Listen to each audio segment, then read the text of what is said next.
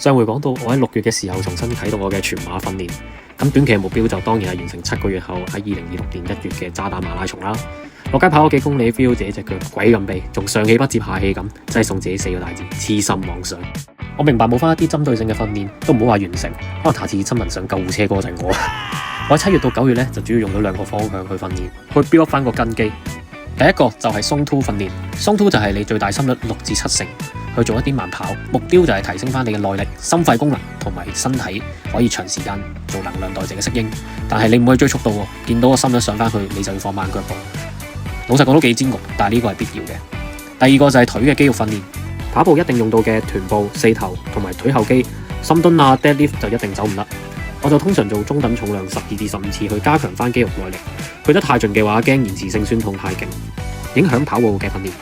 呢樣嘢打好根基之後，就開始向距離同時間進發。呢個係 Road to Marathon 第2集。